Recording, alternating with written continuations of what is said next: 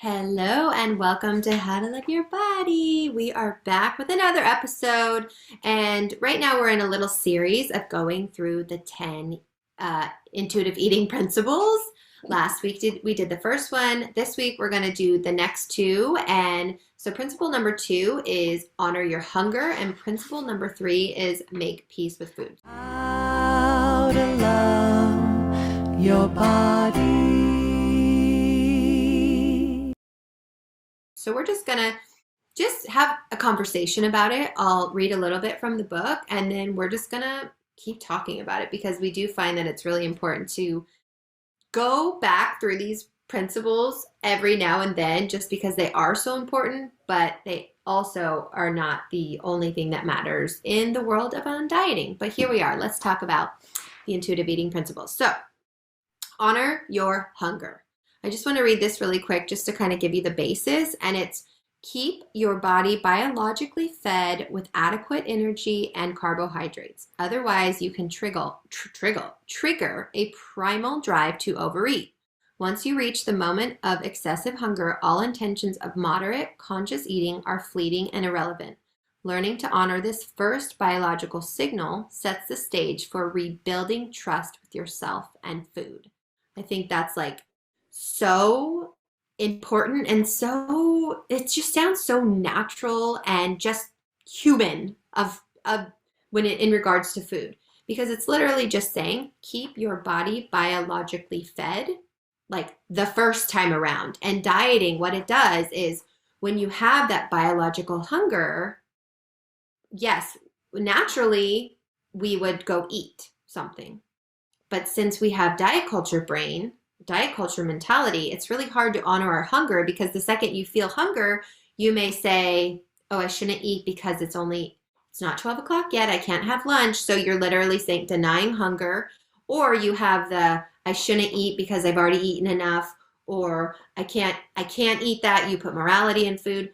Oh, I'm really hungry, but there's no way I can eat that fast food or that donut. That's not allowed. So the diet mentality totally comes in and totally F's up everything to do with honoring your hunger, which is just literally something that happens biologically. Jesus, what is wrong with my mouth? Like, can I speak? So it's just, yeah, it's interesting. I do think that's an important point, because a lot of time hunger, food, eating becomes a mental thing, not like a biological function. Like if you have to pee, you go pee. Okay, you need to start thinking of hunger like peeing. Do you just do it when you need to do it? Yeah, there's no questioning it. There's no morality in it. There's no hum and drumming. There's no, yeah, it might be annoying if you have to pee all the time. You always have to go to the bathroom, but you're not like, I'm such a bad person, I have to pee all day. It's like, we don't say, no, I have to wait till, I can't pee now. I have to wait till later because of X situation. Exactly. So you just go. Shift feelings of hunger to being a biological function, just like peeing, and you're going to naturally like take the morality of it and neutralize it, and then be able to honor that hunger. Yeah. And it literally says to honor your hunger, it sets the stage for rebuilding trust with yourself and food. Like all you have to do is just listen to your biological hunger, and you immediately are building trust with yourself and food. Like that is literally so amazing. And it feels so amazing because I know what diet culture has done to my brain, and the fact that you can just listen to yourself and eat when you're hungry, and then all of a sudden start rebuilding trust. That feels like trust is like a big deal, I feel. And to be able to trust your body and food just by naturally allowing and listening to signals, like that's a big deal. Because another thing that I saw in this book, of course, we're not going to read the whole chapter, but things that pop out that feel really important, we'll share.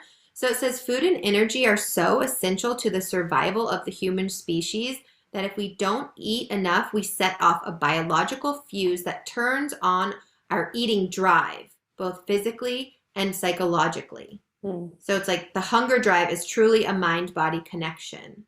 And that's why eating is so, so, so important, because if you're not giving yourself food, and it's saying that it's the energy that is so essential, it's saying that it's going to turn on our eating drive, like both physically, like of course our physical hunger, but psychologically. If we're not giving ourselves the energy, we are immediately totally messing up our body physically and psychologically. And that's why honoring hunger is a principle, because it is that important. It's eating when your body is asking you for essential energy. And I It's think like that's another big. shift is like realizing we're animals. You Yeah. cannot outsmart your body. Your body is an animalistic being and it needs food and it's going to get vicious and obsessive and animalistic, which is what it feels like when you're binging or obsessing over food when it feels threatened by not getting enough food. So it's like it's very simple. If you think of, oh, it's a biological function and my body is an animal that needs food, or it's going to get ravenous and like vicious and Right. attack the next Right. plate of donuts. It's like, oh, that I can get my head around. But if you think of it in diet culture's terms, it's hard to understand, like, well, why can't I just diet and be thin? Yeah. Well, I guess if it was easy enough, we'd all do it and it would just work. If that was what humans were supposed to do. So another thing I want to point out is it says, so this is about primal food therapy, like honor your hunger. So the first step to reclaiming the world of normal eating, because I want to kind of get into like, okay, well, sounds great to honor your hunger, but how do I just start honoring my hunger? And of course, we already went through all principles go together. We already went through ditching the diet mentality. So that's a big piece to being able to honor your hunger. But, we're just talking about this one right now. So it says, yes, the first step to reclaiming the world of normal eating, free of dieting and food worry, is to honor your biological hunger. Your body needs to know consistently that it will have access to food, that dieting and deprivation have halted once and for all. Otherwise, your biology will always be on call, ready to avert a self-imposed food deprivation. So basically, what it's saying is being able to honor your biological hunger and knowing that your body will consistently have the food that it needs. It won't think that, because dieting and being in a famine is the same thing. Your body doesn't know if the world is ending and we're in a famine, or you're just literally restricting food. So that's why our body, it's saying if you're dieting on and off, your body's never knowing if it's going to get the essential energy that it needs. So is it supposed to go into survival mode and save you from a famine? Or are you just restricting food? So that's why it's so important to start normally eating just by listening to your hunger signals. And in order to kind of it's hard to hear hunger, what the book has said too, like especially if you're never listening for it. So in the world of dieting, we have been told to literally shut our ears to and our body sensations to all feelings and signals, because no longer is your body in control or in the driver's seat of how you choose to feed your body and listen to it. It's the diet rules. And that's like your body saying, wow, I'm really hungry. Your diet mentality is saying you're not allowed to eat. Your body's saying, I really would love that piece of bread. Your body says, well, you can't have carbs. Do you see how you can't do both at the same time? So when it is hard to be like, okay, I want to honor my hunger. Well, you need to ask yourself, what is honoring my hunger? Because I literally have turned all signals and all my hearing off. So just even like a physical thing of learning, okay, what does it mean to be hungry? Okay, when you do think you're hungry, ask yourself, what am I feeling? Am I hungry? How hungry? And it could be like your stomach's growling, or you maybe have a lightheadedness, or you can't concentrate, or you're irritable, or because we've probably all been hangry before, let's be honest. Maybe you have a headache. So what physical sensations do you feel when you are hungry? And that's not the only indicator of hunger, but that's something to get started with. Like, where's my next step on how to actually honor my hunger? Yeah, I think the mental understanding, though, validating that, like, if you start thinking about food all of a sudden and you can't get your mind off of it, that's a cue too. So don't demonize that. Like, I'm so obsessed with food. It's like maybe you're just hungry, but you're not feeling it really strongly in a physical way, but your mind is really preoccupied with food. It's like if you're preoccupied and can't get your mind off of it, go freaking eat it and then move on Yeah. with your day. Like, that's valid too. Yeah. So just a few other things that I want to talk about before we move on to the next principle is sometimes there are different types of voices that are considered hunger, or yes, you are hungry. So first of all, don't look left and right to friends, family, anybody in regards to hunger signals, because there's an ebb and flow. So please know that your hunger might be different from the person next to you on any given day. That's supposed to happen. We are all different humans with different bodies. So please know, don't go off of somebody else's hunger, go off of your own body signals. So there's other types of hunger other than feeling actually hungry. Like, oh, I am hungry. My stomach is growling. Sometimes you'll have taste hunger, which is that just looks really delicious. I want to taste it. Sometimes it's practical hunger.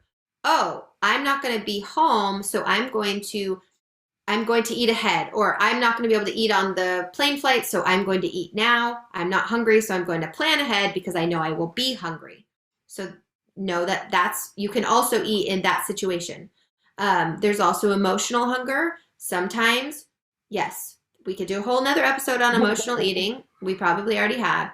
But the point is yes, sometimes you eat emotionally to fend off feelings of loneliness or just being bored, or maybe you're angry and you come home after a long day and you eat something because you're emotionally eating. Yes, that's very much a part of normal eating, and just know that's part of hunger signals. And we could talk about if that's what you're only doing, coping with food, we could talk. But right now, just know that's another voice of hunger is emotional eating.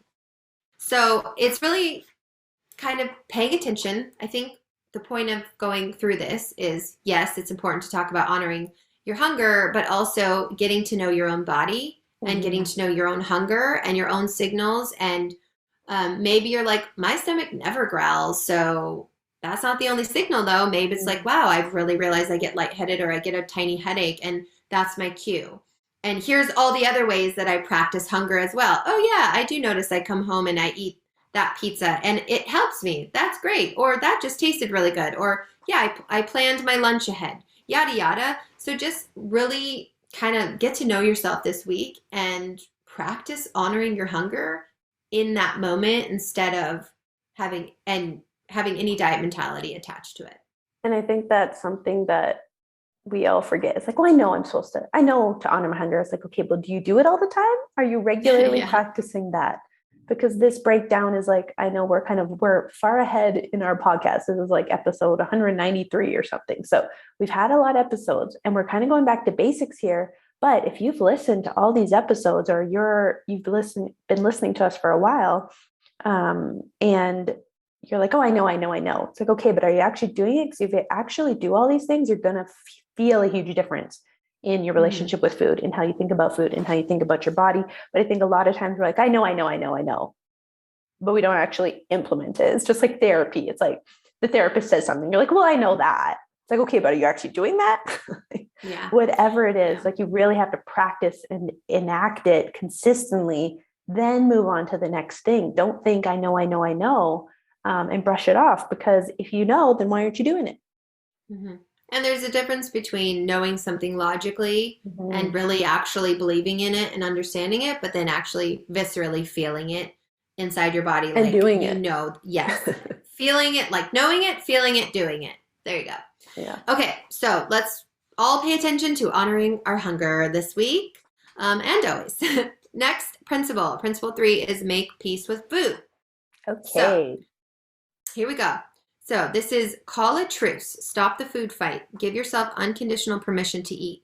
If you tell yourself that you can't or shouldn't have a particular food, it can lead to intense feelings of deprivation that build into uncontrollable cravings and often binging. When you finally give in to your forbidden foods, eating will be experienced with such intensity, it will usually result in Last Supper overeating and overwhelming guilt. The big one. And would you like me to cover this one? I was thinking I was going to cover this one this week. I didn't know that was happening. I thought we didn't plan ahead. We didn't communicate well enough here. Yes. We're learning with this. You can do 2 and I'll do 3. And the next week you can do 4 and I'll do 5. Okay. Lovely. Let's move on with that. Okay, perfect. But you're doing a great job. So you could Thank you so much. I was prepared. So Laura's on it. Okay, guys. So number 3, making that peace with food. So we said honoring your hunger, but making peace with food is 2 different things. So that might feel like the same thing, like, well, yeah, if I'm eating when I'm hungry, I'm done. That's all I need to do. It's like, well, there's so many feelings we have about food and types of deprivation. It's not just, oh, I'm hungry and I'm not eating. That's not the only kind of deprivation. So we're kind of going deeper into your relationship with food here. So the number one thing here is the restriction and feeling like there's forbidden foods and cravings and all of those things that we really demonized in diet culture. So here we want to make peace with it, where all food is okay. All food has a place. We're not going to restrict any type of food, any amount of food, any time that we eat food, things like that. So diet, people who are not dieting but still feel like, oh, I really shouldn't eat that, that's bad, will have the same feelings and the same effects as dieters. So you might think, well, I'm not actively dieting anymore, so this isn't relevant to me. It's like, we can still have so many ways of thinking that make it relevant. So people who are not given access to enough food, people who are not given access to all types of food, will be preoccupied with food cravings as a result of that lack of availability. So whether it's like, oh, I'm choosing not to make that available to me, I'm not bringing it in my house, or I'm never going to go eat out this month, or I'm not allowing chips until Sunday night, whatever it is, if it's that, or if it's like, oh, I'm literally, food isn't available to me because I don't have enough money, or we're in a famine, or I'm in an area where I don't have access to food, all those are going to have the same effect of being really preoccupied with food. And this is called the deprivation setup, it says in the book.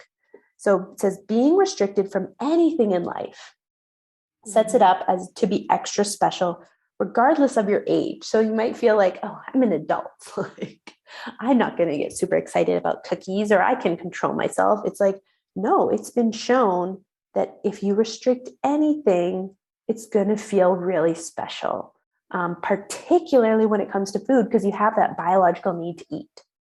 So not only is it like, oh, it's super special because I restrict it, but your body's also fighting that, like, I need food, I need nutrients, I need carbs, I need calories. So it has a really a double-edged sword there.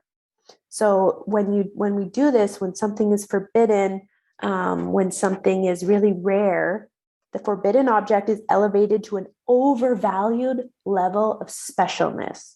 And I think that's a big quote that, like, we can all understand, because then when you have started allowing food, we've had so many clients who are like, I went to the restaurant and bought and ordered the thing I always wanted to get and never allowed myself to get. They're like, it was fine, but I'm probably not going to order it again. It's like you've spent 10 years pining over this meal, thinking you're really missing out, feeling the deprivation, feeling the obsession, and now you've eaten it and it's not even that good.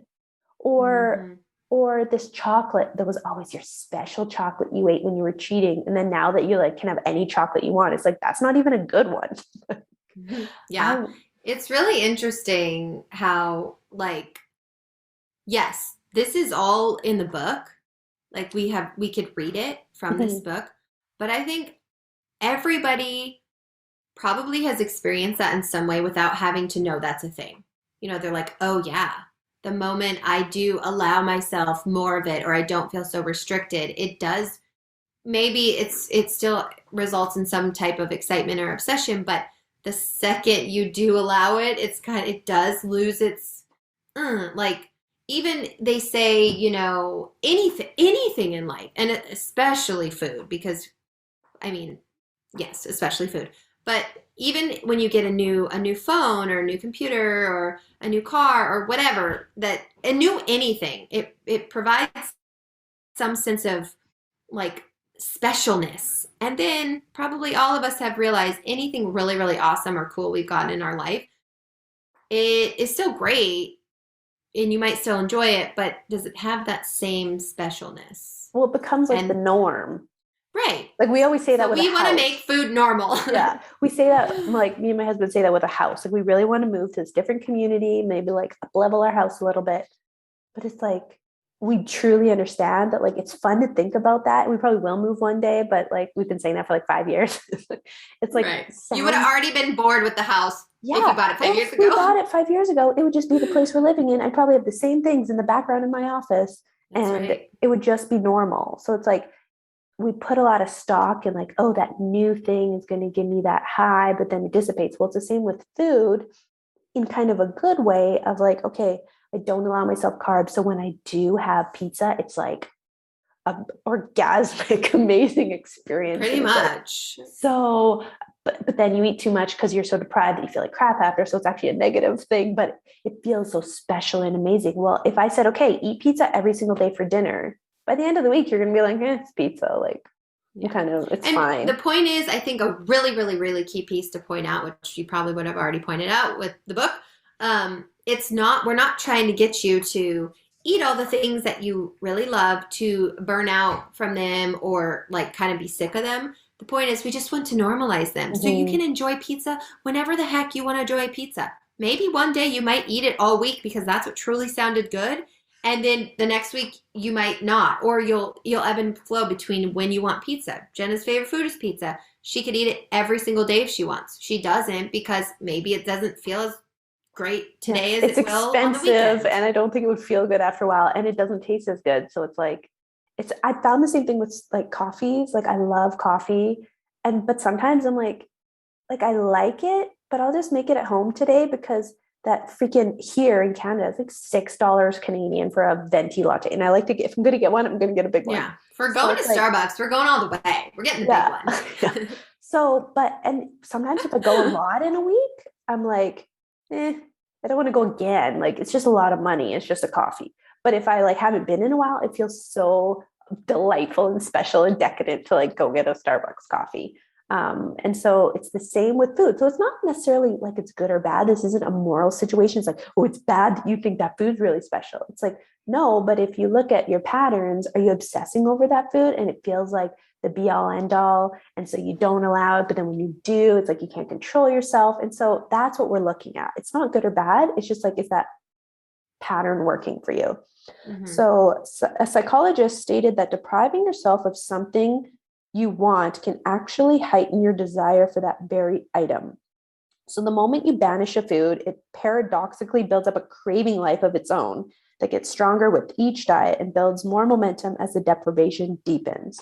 So it's like you're trying to get it away from you, but your desire for it increases the more you keep it away from you. So you're really setting yourself up for failure because humans only have so much willpower. And at some point, you're going to break. And then when you do break, you're going to go into the whole screw it attitude and you're just going to eat everything you can find and binge. And I mean, that's what Well, I did and for 10 speaking of years. willpower, yeah, and speaking of willpower, it's like you may think it's willpower, but let me just read this since I was Let's do prepared. it together. I have a line that talks about willpower, which is like, yeah, silly, it's not willpower. Here's what it is. It says it becomes self-evident proof that you can so when you basically it's saying when you allow the foods, like you eat the foods, you truly know you can have them whenever you want. It says it becomes self-evident proof that you can handle these foods, or better yet, that they have no magic hold on you or it's your willpower. So it's not about willpower. It's just like you literally have been restricting. So it's not like you're letting go of your willpower. It's just you have this like primal hunger and this restriction from food. So your body is craving it and desiring it. So it's not like, oh, I have no willpower. It's like, no, you're just restricting and you need to create a normal relationship with this Mm. food so you can have it whenever you want. So it's not like I have willpower against pizza. It's like, no, I just have a really healthy relationship with pizza. I eat it whenever I want, but it's not like I have willpower against it. I Because just, you don't need it. I think that's the no, key is they're like when you right. allow the food, you don't need willpower. Like I don't need willpower to not go get a pizza right now. It's lunchtime. I'm definitely going to eat after this recording. And I'm like, what am I going to eat? I don't know. I have no plans right now. And that's probably like, I could be a little more prepared with my food because some lunches are definitely very like fly by the seat of my pants. But there's not, oh, I love pizza. And since it's my favorite food, every meal I don't have pizza, I need willpower to not eat pizza. It's like, no, I just, because I allow it, because I allow all foods, all carbs. I have like bread every morning for breakfast because I really like it. And like carbs are really evident in my life. Pizza is just another food. So I don't need willpower for it. And I still don't eat it every meal of the day. So it's like Yeah, you and willpower realize, should just oh, not be involved with food. Like that just needs to be cut out of the picture when mhm. food and willpower do not go together at all. I'm sure there's willpower that is, I can't think, you probably have a great analogy or a great situation where there's such thing as willpower. Yeah, with your Maybe it's like getting through like a test or an exam or writing those long papers that we got to write every week. Like you got the willpower to push through. Yeah, but it doesn't involve yourself with food. Exactly. And that's what I have heard is like willpower is a finite resource. You have only so much willpower like at certain times. And so if you're using that all to not eat that cookie, you're now going to be more impatient with your kids. You're not going to have as much determination to get that project done at work. You're not going to be able to study as long because like willpower it's not an everlasting resource. It doesn't get stronger the more you use it, it gets weaker. So why waste that on food when it's not going to work long term? You're going to retaliate. So that goes into the next part of deprivation backlash. So every time you're depriving yourself, because if you might be a little bit in the diet mentality still, we get that. It's not a race just because you went through principle one. So, but a way to think about it might kind of encourage you a little bit, even if you're a bit diety still, is, every time I deprive, I'm taking that deprivation from somewhere else and I'm going to pay back later. So like, if you're like, I'd really love some chips with my sandwich at lunch, but I really shouldn't. Just know you're taking that piece of deprivation from somewhere else and it's going to come back to bite you. So if you realize that, then you might be more apt to allow because you don't want to pay back later. So, and that leads to Last Supper eating, which I'm sure you've heard of. So the mere perception that food might become banned can trigger overeating. So if you think, I've been eating too much chips this week, I'm not going to eat chips next week. And it's like Saturday. You're going to eat so many freaking chips Saturday and Sunday because you think in the future food is going to be deprived, that you're going to feel obsessive about it. So it's like thoughts are really powerful in this way. So even if you're like, no, I don't deprive myself, I always let myself, like I'm always eating, I can't control myself so that I must not be depriving. It's like, well, you're probably doing that because you have an idea that in the future you shouldn't be eating this. So like the way you think has so much power. It's not just biologically not eating enough. Because I know even some of our clients, they'll say, well, I eat tons all the time. So like, I can't be depriving. It's like, well, no, you probably have a deprivation mindset that's leading you to eat that way. But then it doesn't feel like the solution is to allow food and make peace with food. So it's very like, it's tricky. It's all counterintuitive. Like it's only counterintuitive because of diet culture. It's actually very intuitive. Yeah. And so there's that pre-dieting ritual of like eating as much as you can. But we've even heard that with intuitive eating. People will start with this work in intuitive eating and they're like, I'm eating so much at the beginning because I have this idea that in the future, I'm going to be eating so balanced and gentle and healthy with intuitive eating. So it's like even the idea of deprivation in the future as an intuitive eater might make you eat more in the moment. And that's can be so confusing because you're like, what? Yeah. I'm intuitive eating. I'm doing the work. I'm getting out of diet culture. Why am I still so obsessed with food? Why am I eating so much candy every night that I feel sick? Like, when is this going to end? It's like, well, let's look at your thoughts. What are you thinking about the future? Are you thinking, I'm going to be so healthy when I really get good at intuitive eating, so I'm not going to eat candy all the time? Even that thought, even if it's true, even if it ends up being true, but planning for that kind of restriction in the future might have you overeating and that Last Supper like syndrome now. And it might be happening every night and it feels totally out of control. And so you think, well, look, I can't control myself. I should go back on the diet. But no, that's going to make it worse. And then I think this is a great point, is that overeating that happens when we do allow ourselves to eat, it falsely gives proof that we need to diet, like I just said. So it's like, see, I can't control myself. I better go back on the diet. It's like, no, you're going in the right direction. Don't give up yet. We just need to keep working on that mindset, keep working on that thinking. And that's why we do work with private clients, is because we need to dive into your thinking and be like, where is that thinking still lingering? Because if you're feeling out of control with food, if you're binge eating, if you feel addicted to food, if you're overeating all the time and like it's stomach aches, or you can't eat anything but chocolate and candy, or all you want is pizza and pop and you feel so bad physically, it's like there's a deprivation mindset there. So let's tease it out, find it, and work on it so you can change it and find that peace with food. Well, and just ask yourself, how many times have you had a Last Supper? Because I know when I was dieting, oh my God, every single week there was a Last Supper. So like just going back and using that as evidence, like it's clearly not the Last Supper. My and in our current minds, this week's Last Supper. yeah, and literally in our minds, we're like, we convinced ourselves, this is it. This is the last time I will ever do this. So I'm going to go all out because I'm never going to get it again. And you truly believe this is the last time. And then it inevitably comes back because you just put yourself right back into that cycle of restriction. And you can only hold on for so long. And then here comes the Last Supper, which is probably just a binge or close to a binge. But that might literally be happening every day for some people. I know some people are like, I eat like that every single night. What the hell? It's like, that's how fast your cycle might be. Mm-hmm. Oh, in the morning you wake up, I'm going to be good today. And by the night you're having Last Supper. It's like you just have a shorter cycle than some other people. Yeah. But that's still the same thing. It doesn't mean you're out of controlled food. It doesn't mean you need to pull back. It means, there's mentality to work on here. I'll just mention a quick few subtle forms of rebound eating. Food competition. So if you bought a bag of chips and your teenage sons are going to eat it all, you might eat it really fast, way faster than you would if you had 10 bags of chips. So if you're able to buy lots of food, that's good. If you do have to label one of the bags of chips for you, that can help in those situations. So at least you're not feeling rushed to eat it because it's going to be eaten that day by your family. Like that might feel a little diety of like, this is my bag of chips, but it's actually allowing that abundant mindset and you to make that peace with food.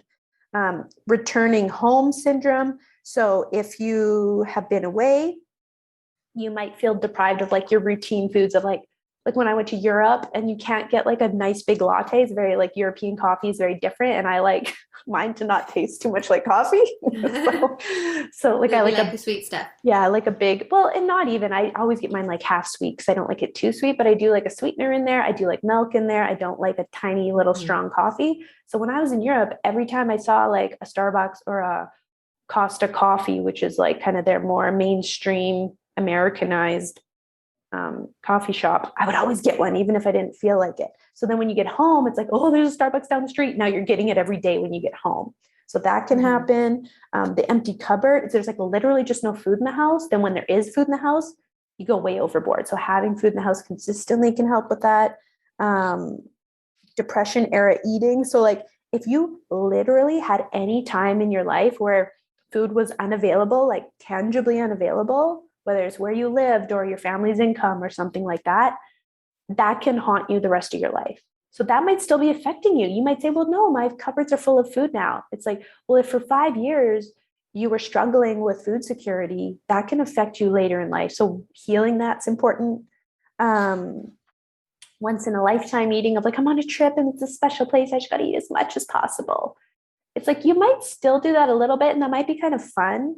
But if you're like, oh, I travel a lot and I'm doing this all the time, or I'm always going to a new restaurant in my area and like going crazy because I'm probably not going to come back here for a while. It's like that might be harmful to you and it might not feel good. So you can work on that, realizing food is just food, even if it's a special place that you're not going to go to all the time. And then quickly before we wrap up here is like, well, how is dieting possible then? Like, if all these things are true, if all this deprivation is true, or this talk of deprivation being so harmful is true, how do people diet at all? And it's what's really interesting is, I think there's a lot of lying going on in like the weight loss community of like someone promoting their weight loss program, but you're not really getting the truth. It might look, oh, it works for them. Oh, they're thin and they don't have all these issues with food. So maybe their program works. I could have sold a weight loss program when I was at my thinnest and it would have looked really good. I was binge eating consistently. I was obsessed with food. I was miserable. I was so insecure in my body, even though I was like modeling overseas. Like I was so messed up, but I could have sold you something and told you it was great. So just like, don't believe everything you see because those people are likely doing things behind the scenes that we don't know about. And they're genetically also probably just like that. Exactly. I'm still like, I eat whatever I want. I'm still in a straight size body. Yes, I'm not as thin as when I was dieting, but I'm still in a thin body. So it's not like if you could probably go sell that same thing in this body. Exactly. And still it will look like it works because you are just naturally in this straight size body and you have really healthy behaviors with food. But the point is, you could use that to your advantage and go sell something for people to lose weight. And I think that's the number one thing. Why are we still dieting? Why? We know it doesn't work. There's proof. There's scientific facts that it doesn't work. We're talking about all this Phobia. deprivation, this back and forth thing. And why? Well, yes, of course, fat phobia. And if we're just going to internally look at ourselves, I mean, I guess it could be the same thing. It's the desire for thinness. That's just what it is. It's the obsession and the desire to live in a body smaller than what you have. And since we have no control over our body size because, yes, genetics and all the things, we are trying to do anything possible to control it, even if it's hack the as system. false. Yeah, it's like, and how do you do that? You have to manipulate what you eat and how you move. Those are the two easiest things to start doing. And even if you're like, I know it doesn't work, but it might, but then it's like, yeah, it works for them because however they got it off, it could be a very unhealthy behavior, or it could just be because they just are naturally like that. But that's what keeps the desire going, even though there's certain facts that it doesn't work. And that's what we're trying to shift. And where does this all come from? It comes from mindset. Because it's not yes, we want to physically allow food, but if we didn't have that fat phobia or the desire for thinness because of diet culture, we wouldn't be we here. wouldn't be dieting. We wouldn't be dieting. Okay, so here's the key. Mindset shift. The key to make peace with food is unconditional permission to eat. And this can be scary for a lot of people, but here's a few points they say. The notion that certain foods are good and others are bad. Got to throw that out. There's no good or bad. It all has a place. You need to eat it all. You need to allow it all equally, meaning like equal opportunity. Sure, you can have a salad, but you can also have a donut. Which one do you genuinely want? And when you do get that unconditional permission, at first you might be always choosing the thing that you used to deprive because you need to heal that deprivation. But after a while, like when I've been getting a few lunches out lately, my favorite place to go is called Freshie. It has these like this rice noodle bowl with all these big veggies and some chicken. And it's like really satisfying because it's lots of noodles and carbs, but it also has lots of fresh veggies and stuff. And I'm like, that has been so pleasurable for lunches lately because it kind of hits all the points that I enjoy in a meal. I could go get a burger and fries every day. That's not what I'm wanting right now. But in my past, I probably would have picked that over the like noodle veggie bowl quite a bit. But it's like, you got to allow yourself to do that though. If that's where your like desire is going right now, allow it. So eating what you really want. You have to eat what you really want. Don't try to cheat the system. Don't eat the freaking yogurt when you really want ice cream. Eat what you genuinely want. Don't try to make the healthy version of the muffin. Make the kind you really want because that's what's going to satisfy you. Eating without obligatory penance. There's no negotiation. Okay, I'll eat dessert today, but I'm not going to eat dessert tomorrow. No, we are unconditionally allowing all foods at all times with no repercussions. And that is going to get you to a place that at first feels freaking scary. It feels too much. It feels like you're overdoing it. It feels super, quote unquote, unhealthy. That's what's going to heal your mind and your body. So this one says, I won't stop eating. At first, you may experience an overpowering fear that you won't stop eating, particularly like a favorite forbidden food. Just remember that when you know that previously forbidden foods will always be allowed, the urgency to have large quantities of them eventually dissipates. It might not dissipate tomorrow. Just because you ate lots of chips today doesn't mean you don't want chips tomorrow.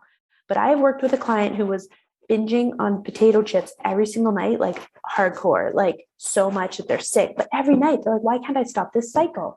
I'm like, eat those damn chips and eat them throughout the day. Eat them with every meal. Like they're just chips. Who cares? Eat them, eat them, eat them. Within 3 weeks, she's like, I'm binging once a week instead of every single night.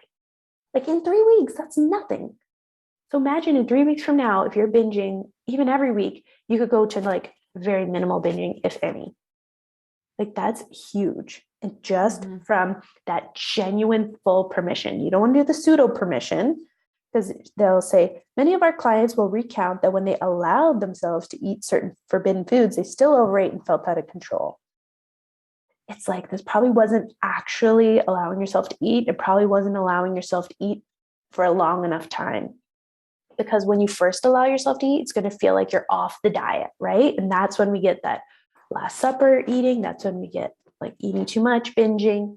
Well, that's going to happen at first, but don't go back to the diet because then you're just continuing the cycle. So you need to allow yourself to eat and continue allowing yourself to eat. So your body goes, oh, she's not jumping back on to that famine again. The food must be plentiful now. And the urgency begins to dissipate. The obsession begins to dissipate. And that's so important. And then another thing is fearing not being healthy or not eating enough nutrients. And they say here that when people go through this process, they end up balancing their intake to include mostly nutritious foods with a smattering of play foods, which I don't even love all that wording because it still kind of values food in different ways. But we just say a wide variety of food. You will eat a wide variety of food once you find peace.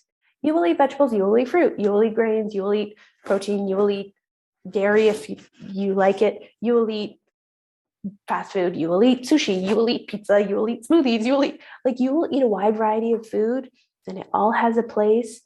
And sometimes maybe you're eating more veggies and less pizza, and other times you're eating more pizza and less veggies, but it's always going to be a wide variety of food, and you're going to want different foods. You're not going to want ice cream and pizza all day, every day. And this is proven, literally not even proven. Yes, it's been proven scientifically and all the studies, and people write the books and they have the degrees and the credentials. So great, right? I think that's so great. And I literally have, we both have experienced this without needing to necessarily read. Not saying don't read the books and don't get educated and don't do all the things. Yes, go do all that. But the fact that I can see myself where I was when I was doing the whole 10-year dieting, restrict, binge cycle, and where I am today, because when I'll talk to, let's just say, my mom, she recognized my behaviors throughout my life, and she sees where I'm at now, and she's like, wow, you've really learned that you can just have it all, but you just don't have a lot of it. She just notices you're not eating, you're cool with having, not saying that you only can have one here, but I'm talking binging to normal eating. I can have ice cream or some chocolate every day. And I do. I have an ice cream, or I try to, change up my chocolates, keep it fun. And I can have that every single day. But in my past, I would have none. And then I would have an all-out binge on a particular day and eat so much I felt sick, and I didn't even enjoy it by the time it was over. So literally, by allowing myself to have it every single day, I can't believe I'm somebody who is actually satisfied with a piece of chocolate instead of saying I need more, because I just know it's coming again tomorrow. And if I truly wanted another it can come in 5 minutes, but you just might be moving on to something else. If I wanted another piece, I would just have another piece in that moment. So I literally know whatever I'm eating, I can have as much as I want, or any amount from this amount to this amount. And all of it's not good or bad. It's all just according to how my body feels. And that is truly what happens over and over and over again with people. And of course, we're all different. Somebody's everyday portion could be a different portion. So it doesn't matter about portions. Yeah, that's but you get to a place where you're like, oh, this feels comfortable. This feels sensible. This feels maintainable. And at the beginning, I was not just I can naturally eat a piece of chocolate every, no way. I was still an intuitive eater, but it's it starts with a start. So don't get away from portion. Yeah. And here's one thing I would question about this chapter, but we'll talk about it. So this is kind of the last point. It says, beware of that I can eat whatever I want as much as I want whenever I feel like it trap. This perception or trap actually distorts the premise of intuitive eating. Yes, make peace with food and eat what pleases your palate. Yes, give yourself the freedom to eat unconditionally and eat as much as you need to satisfy your body. But eating whenever you feel like it without regard to hunger and fullness might not be a very satisfying experience and might also cause physical discomfort. Attunement with your body's satiety cues is an important part of this process. So yes, but I feel like that's the goal. That's not what's going to be happening day one. When you're allowing food, we have some people in our app who ask questions about this. They're like, I'm allowing food, but I'm eating lots and lots, but should I cut it back or should I allow more? And and they're like, I'm not feeling very good physically. I'm like, but to me, it's you start by allowing food, you make peace with food, you allow it all unconditional, and you're likely going to feel kind of shitty from that at first. But then you hit a wall where you're like, I don't want to feel shitty anymore. this food isn't that great. I'm going to start listening to my body. So I think it comes in that order. I don't think it comes in day one. I'm an intuitive eater. I'm going to tune to my body signals and allow all food. It's like, that's the goal. That's not what's happening day one. So day one, you're just eating. And cool, you might find a real balance really fast of like, yeah, when I eat that much pizza, it feels good. And then sometimes I'm full and I keep eating and that doesn't feel good. And that might clue in quickly and your body might feel. It's a big experiment, basically. Yeah. So it's like, but you got to allow the experimentation of eating at first. And that doesn't mean forcing yourself to eat something you don't want. Don't eat it if you don't want it. If you're not craving chocolate, don't go eat chocolate. Just try to like have this happen faster. But if you're like, oh my God, I want chocolate so bad, but I'm really full, but I really want it. And you're thinking and about it's it. 12 p.m. and usually I only eat it after dinner and da-da-da-da. It's like go eat it now. Yeah. And so at first you might not be super attuned with your body's signals, but you're going to learn and your body's going to be aware of like, oh, I'm eating a lot of this food and it's clearly abundant, but it doesn't feel good. And so you will hit a wall of your own accord. Like maybe it's your own body signals. Maybe it's a week, maybe it's 3 months, but you will have a moment of like, freaking hell, I hate this. This doesn't feel good. Like I'm now more curious about what amount feels good now that I've been readily allowing this food. So don't be afraid if at first you're feeling shitty, because the goal is to feel good, but that's not going to happen on day one. The process is going to be like, oh, I'm eating a lot of all these foods I genuinely want to eat, but they're not making me feel so good. But you might not care yet. Your body might value the food over feeling good right now because it's been deprived, and that's okay. And then the last little point, sorry, I've said the last point like 3 times, but this is about habituation. So this is like the scientific piece of like, why does food become less exciting every time I eat it? So it's like habituation explains why we quickly adapt to a repeated experience. So habituation in anything. If you're always flying on a private jet, it's like we said about the new house. If I live in a beautiful house with a gorgeous view and it's like a beautiful kitchen, it just becomes my kitchen and my view. It's like, it's nice and I like that I have a nice house, but it's just my house. Whereas if you went and visited a friend who had a really fancy house, it would feel so amazing every time you visit them. But if you live there, it's like, yeah, my repeated experience of this kind of normalizes it, which is why whether you have a small house and like you're a bit cramped with your family or you have a big mansion, those people might kind of feel the same way about their house because it's just your house. It's like just because you live in a huge mansion with lots of space doesn't mean you think it's so amazing. Hopefully you maintain some gratitude, but it's interesting. So it's the same with food. It gives you less pleasure every time. So like, yeah, I love pizza, but it does not give me the pleasure it used to in a good way, because the pleasure it used to give me was very like drug-like. And it's like normalized. It's like dopamine instead of a drug. Yeah. It's like, oh, it tastes good. Sure. But like, I'm kind of sick of it after a couple pieces. Well, sometimes that's not true. Sometimes I can go to a restaurant and eat the whole pizza, and if I'm hungry and it just suits me that day. Well, you're sitting there with pizza, not going crazy in your head. You're feeling very at peace and healthy, in a healthy mindset while you're eating it, and you still enjoy it, and you could also move on. Yeah. So it's a very good thing. And it sounds kind of bad. It's like food's going to give you less pleasure, but it's like, okay, well, when a drug gives you so much pleasure that it haunts you, that's not good. Yeah, it's taking food from the pedestal. I know that Jen and I have a situation with the word pedestal. Is that how Jen I say pedestal. Laura says pedestal. Well, you can let us know what you say, but that's how we say it. So anyway, so I always try to avoid that word. So, but you bring the food back down you put it up here in like a godlike area, or just like some powerful being. And all you do, instead of making it like, no, we don't want to praise you, you're like, this is not okay to feel like you are some godlike, drug-like thing, you just bring it back to the surface, where it's bring like, back to earth. We're all, now you bring it down from the powerful being and just put it in its place. And it's still pleasurable and lovely and amazing, but it's just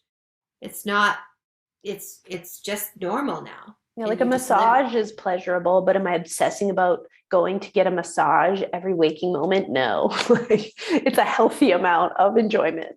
Right, exactly. And it probably excites you a little bit when you get to go. I get to go. Feels so good. Yeah. And it's like a rejuvenation instead of a like oh, now that I don't have the massage every day, I'm completely depleted until I get back to the massage. Okay, I am now filled up because I got my drug. It's like, that's what food does. It's like, I'm so depleted. The food actually just gives you like a reaction of a drug and now you don't feel good until you get it again. But now it's like, no, I had this food. I feel rejuvenated and that was lovely. And I'll get it again when I get it again and it will be pleasurable again. But I'll just be about my day and my life without this like crazy desire to have it now. It's just like, it's literally making peace with food. Like you just are in a much more peaceful, like relaxed. I'll say it again. I'll say it every time. That's the best thing that happened for me was how my brain shifted and my thoughts and how it was all like I was really able to see the difference in my mind the most. Yeah. And that's what matters to me. That's where we live is our minds. That's our like how you think about your life is how you experience your life. So it's a huge difference. So that I have the old book, but Here, let me show the new book. Yeah, Lauren's got the new version. I got the old one. So Intuitive Eating, great book. Definitely recommend it. If you're looking for some journaling to do around that, we do have the Undiet Your Mind journal. You can get on Amazon. You can just search Undiet or Undiet Your Mind. You should find it. It's pink. I don't have one here. And we are accepting a couple private clients right now. So if you're interested in being like, what would it be like to work with these girls one-on-one? It's a 3-month program. You get our course included, as well as an hour private coaching every week. This is like when I talk about, oh, this client wasn't binging after 3 weeks. This client had these huge results. That's what they're doing is the private coaching. Obviously, that's where you get the biggest bang for your buck. And that's where you're going to find huge change fast. Because I know a lot of time when people do undieting and intuitive eating, it just feels so like it's taking forever, small, tiny tweaks, which is so amazing. Proud of everybody for being on this journey. But if you want like, okay, I just want to like get over the hump, especially if you have like feelings of food addiction or food obsession or binge eating, those things can be healed so quickly when you work with somebody. So you can fill out a form just to get more information at thebodylovesociety.com/coaching. We do have a couple spots available right now. And so go check that out. Thank you so much for watching this video and or listening to this podcast. Subscribe to the channel. That'd be great. Like it, well, you can also review. You could review on the podcast and you can subscribe to the YouTube channel. That would be greatly appreciated. Yeah. Okay. We're good for today. Thank you. We'll be back next week with the next 2 principles of intuitive eating. Bye, everyone.